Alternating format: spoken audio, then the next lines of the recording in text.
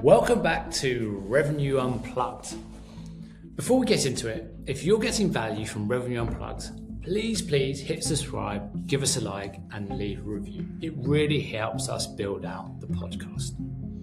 Most sales leaders hire for what someone's done. Today's guest hires for who they really are. When a sales hire fails, we throw the candidate under the bus. We say they don't have the grit.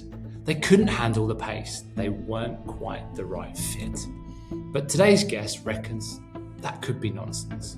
He thinks failed hires are almost always the hiring manager's fault, for the reason of the process was rushed, the candidate pool was thin, or someone got put into the role they were never going to win in. Today's guest is Ed Lane. Ed's been in the tech industry for 30 years. He started in pre-sales and then carried a bag for over a decade. And for the last 8 years, he's been leading sales teams. He's got a hiring philosophy that flips the way most leaders do this on its head. We get into the epic framework he uses to spot great sellers: entrepreneurial, prepared, internally driven, curious, courageous, and above all, coachable. We get into why the who matters more than the what, and why looking at a candidate's CV before the interview is the worst thing you can do. We get into the Tiger Woods factor, the two-stage interview process Ed runs at every company he joins, and why he flat out refuses to judge a new hire on whether they hit quota in their first 12 months. And if you're a sales leader who has ever blamed a hire for not working out, this one may sting a little. This episode is sponsored by the SaaS sales recruitment business building tech companies with revenue salespeople that need to hire across Europe and North America. Right, let's get to this.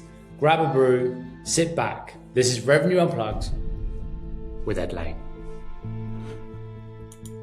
Ed, welcome to Rev-n-u Unplugged. It's an absolute pleasure to have you on the show today. And we're going to be talking about something that is close to my heart, and that's recruiting SaaS salespeople. It's a challenge. Many sales leaders go through this every year, and you're just going to talk about some of the ways that you've honed your craft over the many years of hiring with us today. So I'm really grateful for that. As a way of getting started, Ed, if you could just give our audience a bit of background as to who you are and who you're working for at the moment. Yeah, brilliant. Well, first of all, thank you, James, for inviting me to the podcast, and really excited to have the conversation today. Yeah, so Ed Lane, I run a European sales team as well as a global partnerships business for a company called Cantata. I've been in the technology software world for the better part of 30 years. In fact, it's 30 years this year. The first sort of 10 years of my life I spent as a technologist and then in the pre-sales world. The next sort of 10 years, I carried a bag, a little bit more than 10 years. And then the last 8 or so years, I've been leading different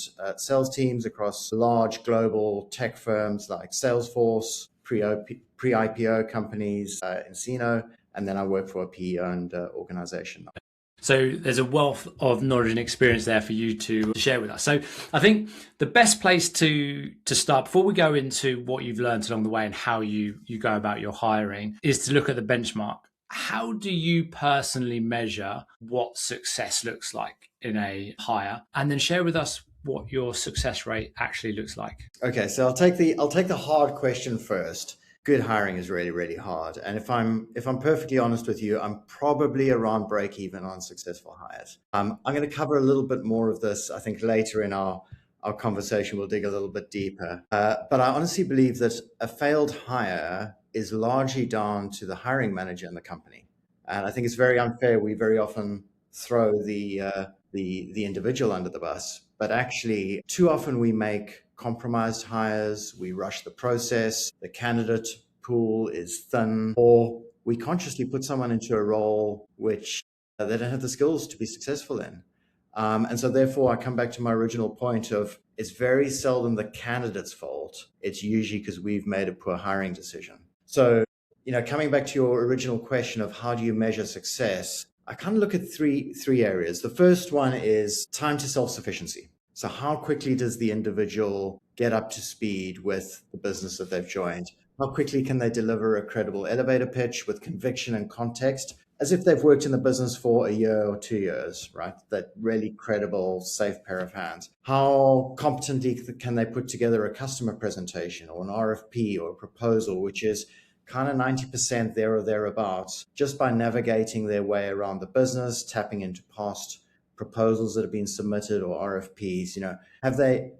Are they self-sufficient and resourceful?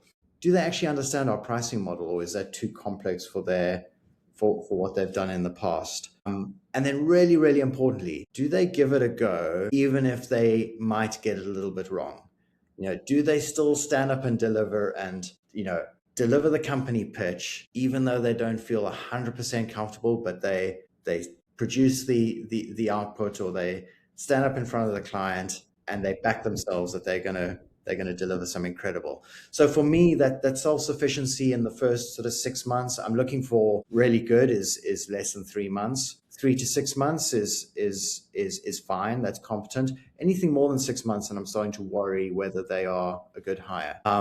I think the second metric is sales cycle control, and I put that as sort of a 3 to 9 months. So do I need to babysit them through the sales cycles that they now inherit, or are they kind of up and away? And I want to say a really important thing for me here is it's not whether they do their number in their first year or their first prorated period of their time at the business. That's a bonus. If they get there, that's an absolute bonus. It's more about, if I started them in the role today with sufficient pipeline coverage, which you typically never get when you start as a seller, would they exceed or hit or exceed their quota in the next 12 months? So are they in control of what they're doing?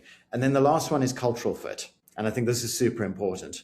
There's a matrix by two individuals, and I always get their names wrong, but I think it's Casciari and Lobo, which talks about competence and likability.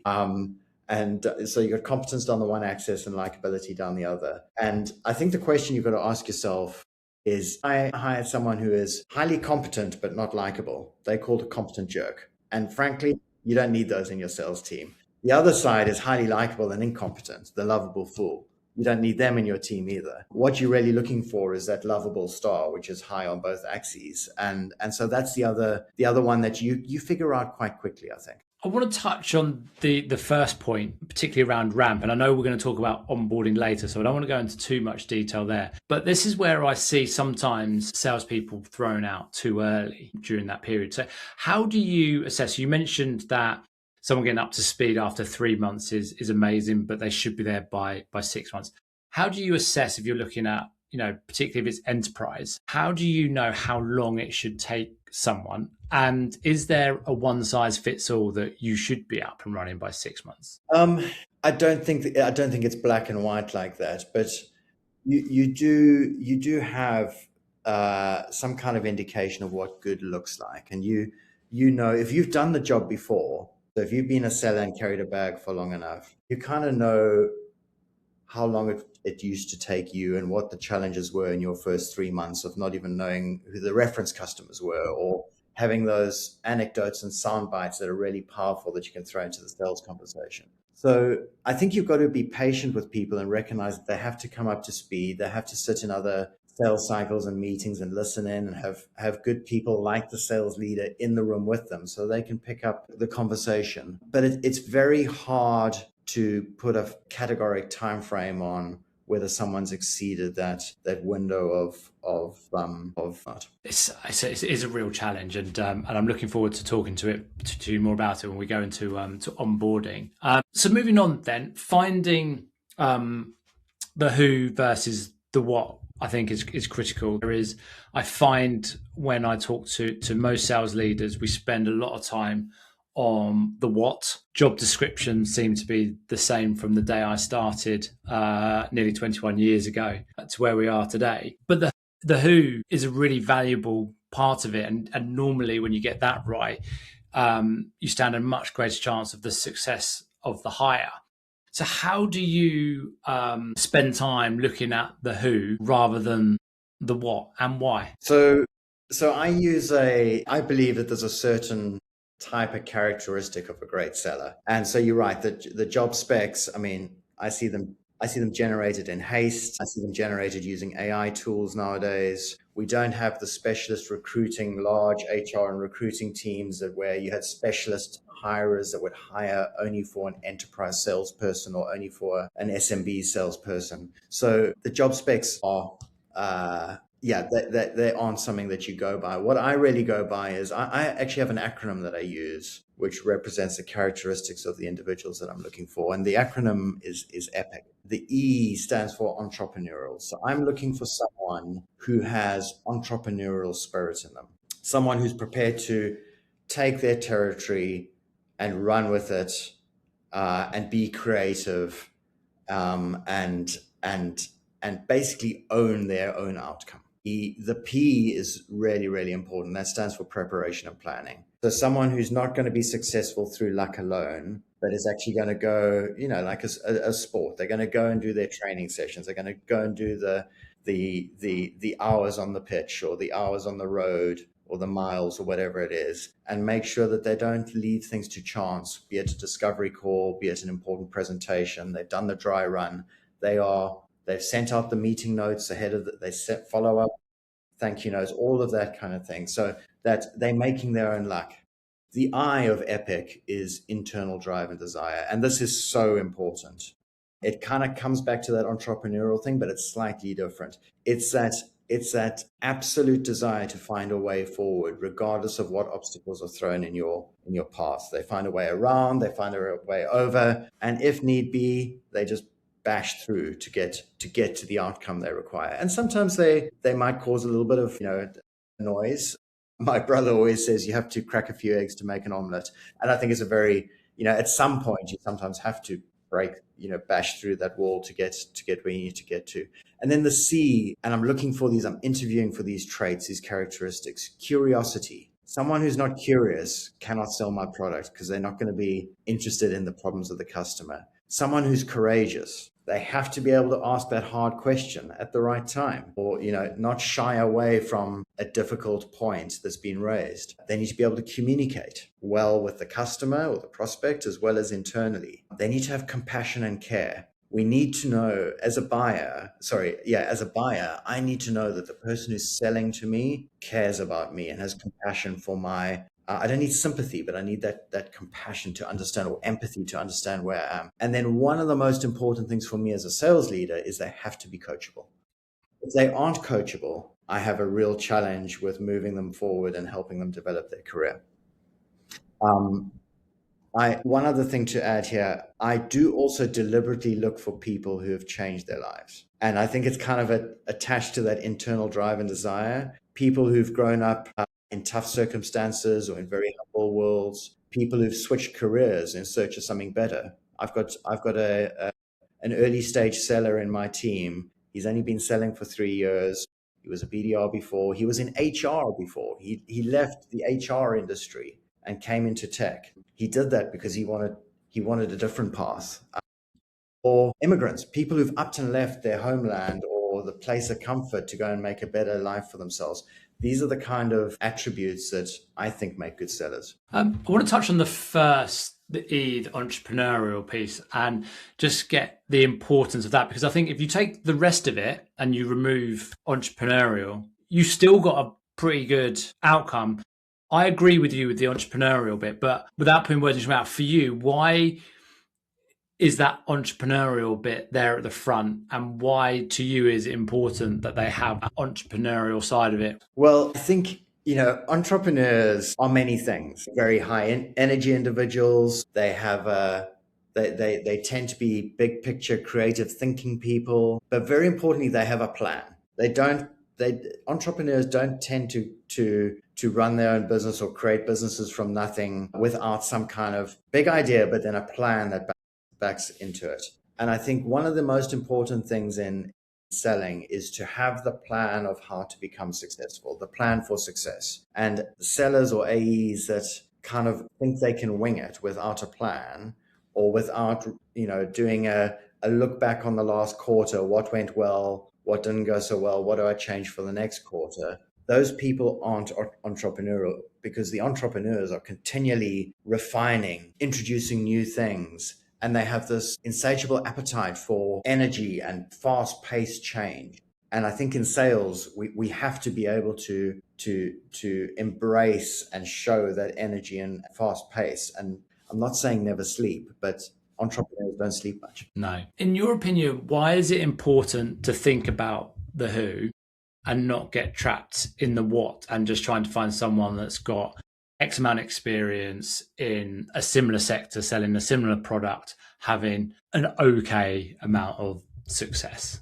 Because people will say, look, we want to have someone that's smashed their target on President's Club. But the fact is that 2 in 3 sellers won't hit target. Why do you see the importance of looking at who and not just following the what? Well, I think, you could draw a line to a parallel with sports. And whether it's Formula One racing or golf or tennis or any of these like high performance sports, high performance athletes, if you look at the top 1,000 in the world or whatever it might be in whichever discipline, and you look at their statistics and their credentials of whatever their sport is and whatever the performance is, they're probably not a million miles away apart from each other. They are apart from the rest of us. Us normal citizens, but between each other, there's not a lot of difference. What made Tiger Woods so spectacularly unbeatable in his heyday? That was the who, not the what, because the what of Tiger Woods was not dissimilar to the other players that he was competing against in his heyday. They all had the same whats, the same credentials, they hit the ball about the same distance and hit the same number of greens in regulation and played but it was all about the who, that person. And he had this incredible drive and desire and self-belief. And I think that's what you're trying to find, is people with that kind of Tiger Woods factor, dare I say it, given these. Makes a lot of sense. Finding the right people. We've spoken quite a lot offline about this topic, and you've mentioned that many of your good hires comes from your network. How do you keep a network warm in a day in a life of a sales leader that is so busy? And the one thing I think most sales leaders will say is they're time poor over everything. So how do you keep the network alive? What practices do you do to ensure that you have that in place? Yeah, this is a really, really hard one, because I firmly believe that the hires from the network, be it your network or other networks, are the best hires that you can make. And I think if I look at my success rate, coming back to your original question, my success rate is very firmly in people that I've hired through my own network, through having worked with them in the past, or through adjacent networks. Keeping your network warm, given how busy we all are, is a really hard thing to do.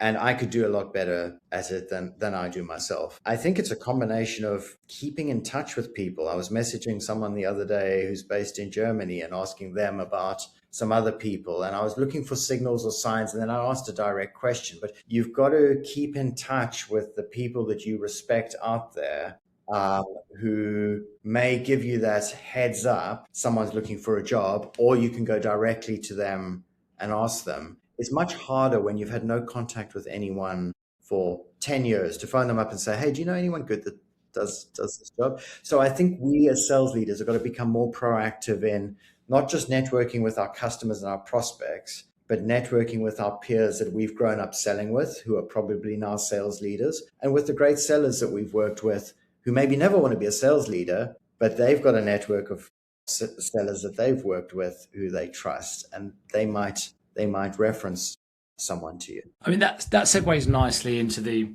proactive over the reactive sales hire. We know that one of the challenges of hiring in sales is it is normally a pressure hire. And what I mean by that is you've had the resignation that you didn't expect, or you've gone through expectations or forecasting for the following year, and you need to hire headcount to be able to attain that. So the pressure is on to get either the headcount in to replace the person that's left to make sure you hit target for that year, or you're under pressure to get somebody hired so you can get them ramped up so that they can get as close to attainment for target.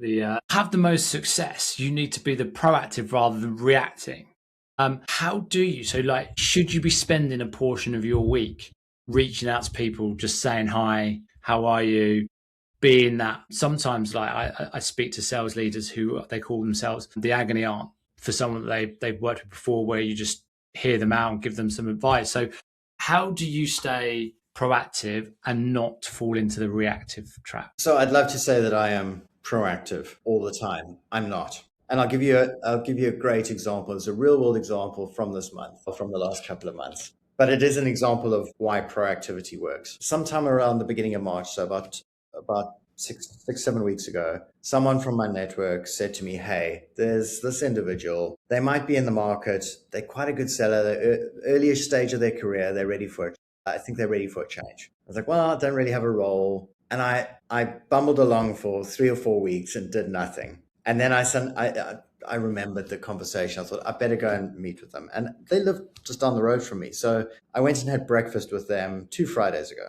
And I met the individual and went, "I really like him. It's a real pity I don't have a role for him." And then 3 days later, I had a resignation. And I very quickly moved him to next round interview. So he met someone else in the business, and he is coming in for his panel interview tomorrow. Now, it may not work out, but the point of it was such a great, I delayed because I was busy doing other things. I probably should have met them 5 or 6 weeks ago. But the net is I had a candidate who I'd met and liked. It is a no-brainer. If he gets through his panel tomorrow, he will have a job offer next week, and we won't have this big lag time between the other individual leaving the business and this person starting, and I won't have felt under pressure, and I won't have had to go to the market and waste hours and hours interviewing different people. So that's why we need to do it and do more of it.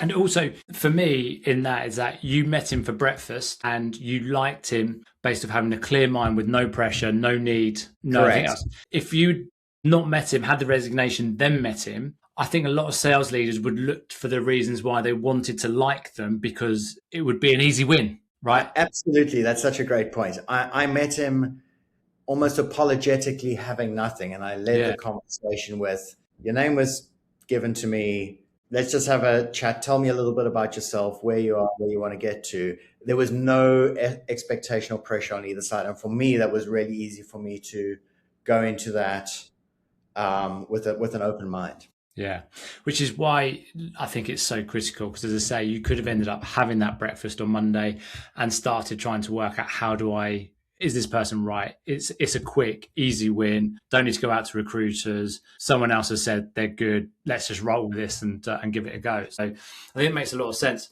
Scorecards. I wanted to talk to you about scorecards because for me, they should be one of the most important tools in a sales leader's recruitment plan. They don't get used all that often. And the reason why I like them so much is, for one, it really makes the sales leader think about the hire when they're putting a scorecard out and they're writing down the characteristics and the skills they want people to have, the measure against them. It makes them really understand what they're looking to hire, and it makes the interviews so much better because it's laid out in a way, the questions are smart, the answers that you're looking for become factual, and then above all, it takes a large part of gut decision making out of the process. But talk to me about why you have a scorecard, how you use it, how you build it, and how you read the results. Yeah, so this is something I'm really passionate about, and we've got a pretty comprehensive scorecard that effectively has been built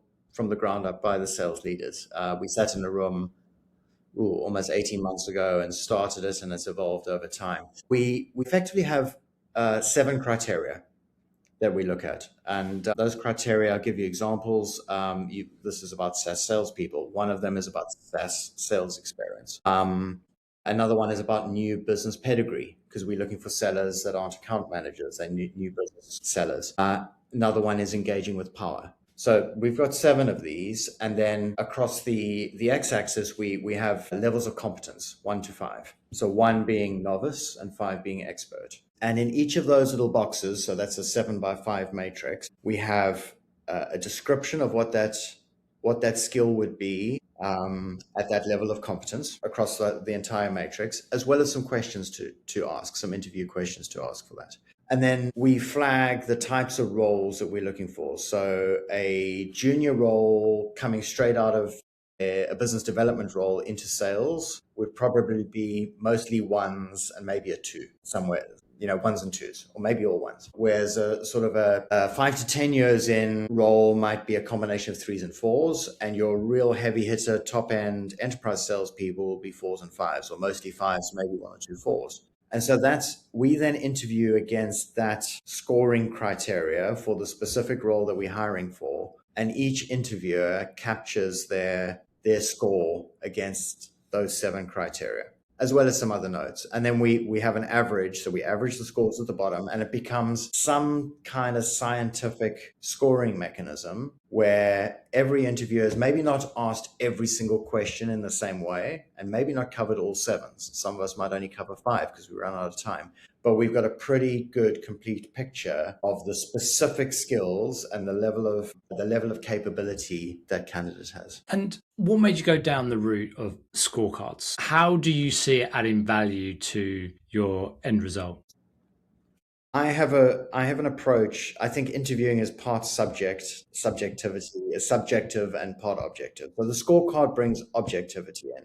So let me take you through the way that I will interview for new candidates. I will effectively do, and this comes to the point that salespeople are very, very good at selling themselves, right? And so you've got to structure your interview process in a way that you kind of see through how they sell themselves, and you can remove your unconscious bias or subjectivity and then apply objectivity to it. So my approach is I start with the subjective, and I'll typically have 2 first round interviews. The first one is the subjective interview. And that's, hey, I'm giving it, why don't you kick off with 10 minutes? Tell me about yourself, why you in the room, how you found us, where you want to go as a career, why are you interested in joining us? All of that kind of context. And by the way, I don't read CVs. So deliberately, I don't read CVs to remove unconscious bias. So when I hear their 10-minute introduction about themselves, it's with a complete clear, there's no prejudice or a perspective of, you've been in the industry too long, or you work for that company, which I don't respect. So I hear them for the first time with clear ears. That allows also me to see how they sell themselves. Do they tell me the story in a way where I go, oh yeah, I get why you're interviewing. That makes perfect sense. I would be doing the same thing if I were you. So that's the sort of the 10-minute part of the subjective interview. I then go on to selling to them. And I think this is something that sales leaders do miss. As sales leaders, we can't forget that the candidates we're interviewing have choice. And they're typically interviewing at multiple other potential employers. And so it's our job to sell to them as much as they're going to sell to us. And I do believe that time and time again, good candidates will buy into the hiring manager as much as they buy into the company. They want to join a hiring manager that they can grow with, that they can be successful with. And so I think it's really important as the hiring manager to be authentic, to be honest, not to oversell the role, and to give them a really good perspective of what it is you're offering them and the journey that you expect them to go on. And then the last part of that interview is we just go into informal discussion, Q&A. They'll ask me some questions, I'll ask them some questions, but I'm really listening out to see how much did they listen to me? How genuinely interested are they in the role or the company? Like, have they thought about some good questions to ask me? And we kind of conclude there as the first interview, the subjective interview.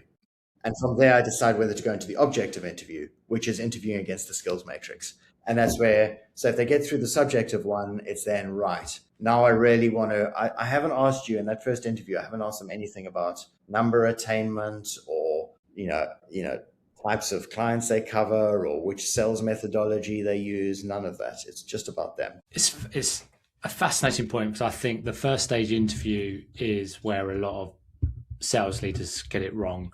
Have it where they just get grilled straight away. Had one sales leader recently at a Series A startup interview someone, and they said no to them at first stage interview because the candidate couldn't articulate perfectly what they do.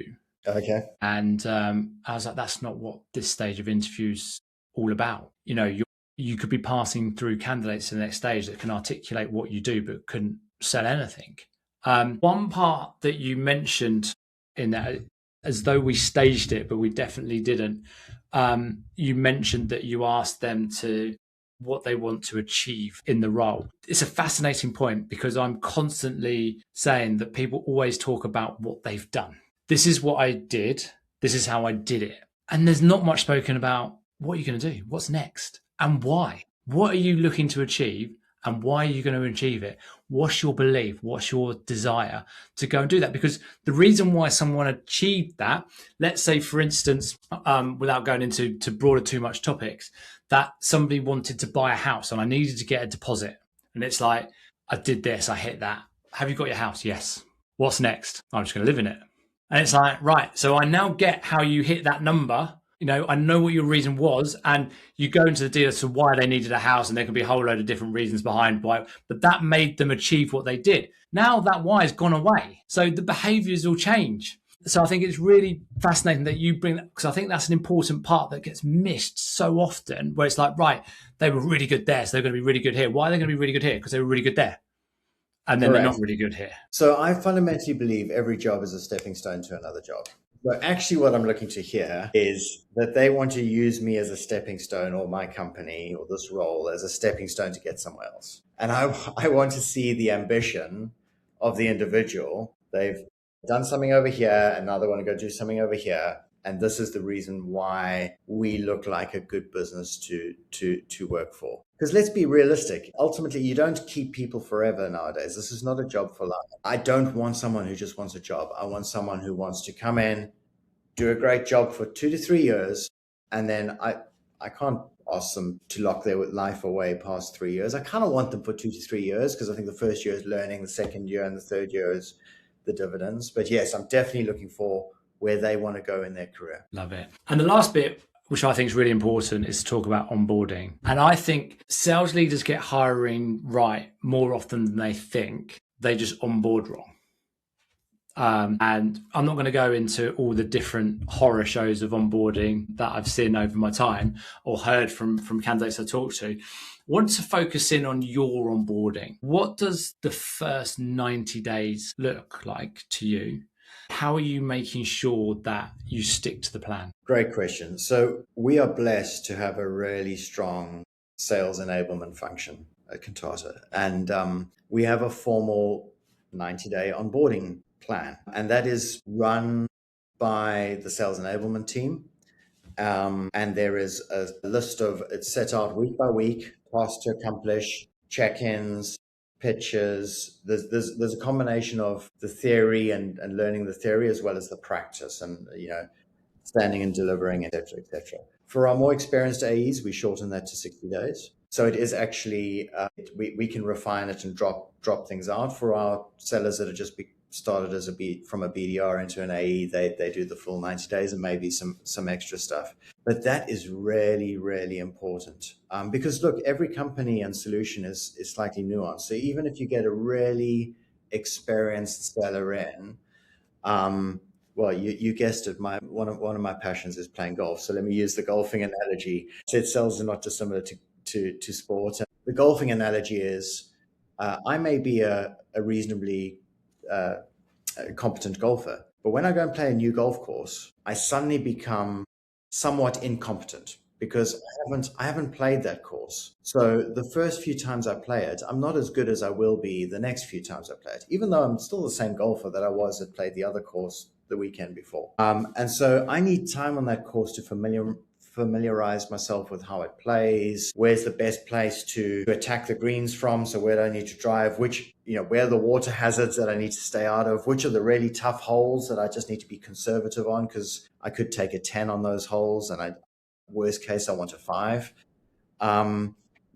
How does the course change with weather conditions? And this all kind of plays into selling another company's solution, different competitive landscape, different types of sales cycles, different types of objections. So you have to, as a seller, go through that, familiarizing yourself with the course. And that's really what the formal onboarding plan does. And, having it owned and led by a sales enablement team takes that onus of responsibility off the sales leader. I come and do listen to them do their company pitch or to do a discovery session or whatever it means. I also believe great sellers have inbuilt DNA in them.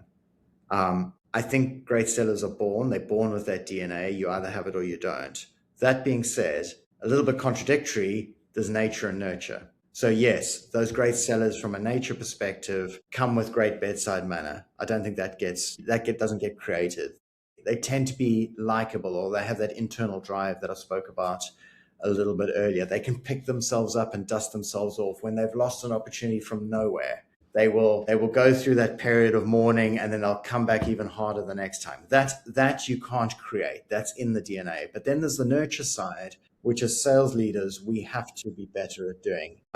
And I think this is often the ball that we drop. So sales is a numbers game, as we all know. It's a numbers game that needs a plan. It's a game of project management. It's a game of reading the room, of qualifying with a cool head, objectively, of sometimes some premeditated amateur dramatics, can't get that done. I've been trying to, HQ say, all of that kind of, and being patient and timing what you say to people and when. And I think that bit you aren't necessarily always born with, and that's the nurture bit. So great sellers still need to be nurtured. And I think it's absolutely the job of the sales leader to help those AEs acquire those skills over time. So the younger, more early stage career AEs need more of it. But the good sales leaders are coaching and nurturing those skills, not in a team meeting, not in a one-to-one. They're doing it in the sales cycle. And so my final point for you on all of this is I really think that the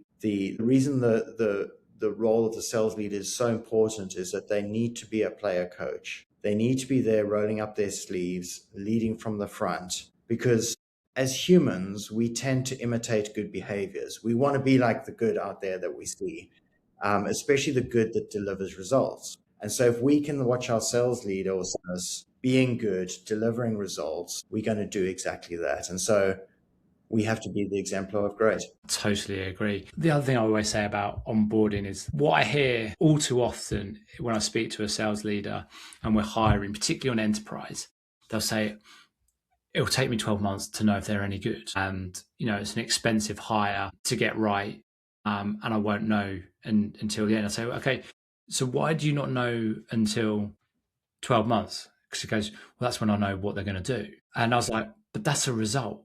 And quite often I then talk about you could train a heavyweight boxer for a year and they go into that fight and they don't win the fight. But does that mean they're no good? Or did they just lose that particular fight? So when you do onboarding, if you structure it in a way that shows how you become a great salesperson, and there are activities that you ask them to do, and you can measure their success and how they learn and how they adapt and develop along the way, then you'll know if you've got, regardless of what the result is, because then you could have someone that doesn't get the result you're looking for. We go, do you know what? I back this person, and I back this person because of X, Y, and Z, not, I don't want to go back to the market. I'm going to give them another 6 months to see if they come through. It gives you data and fact, and you've coached and developed.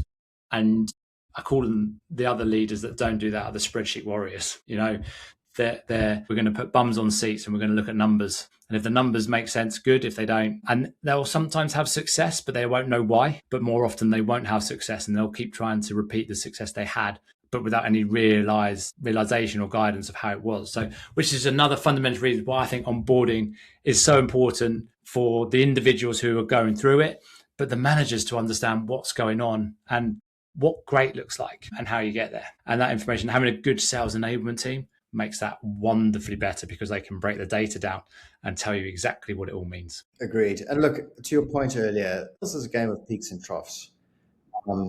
Timing, territory, target, the 3 T's. And sales people get unlucky. As the saying goes, the cream rises to the top. And so I don't think the first 12 months is necessarily proof of the pudding, because you could give an individual, they could be doing all the right things and just not being successful, especially in enterprise where sales cycles are 6 to 18 months, right? So I think there's other leading indicators that we spoke about earlier that people should focus on rather than do they hit their quota in the first 12 months. Ed, I really appreciate you taking time out to join me on the show today. It's a difficult topic to talk about.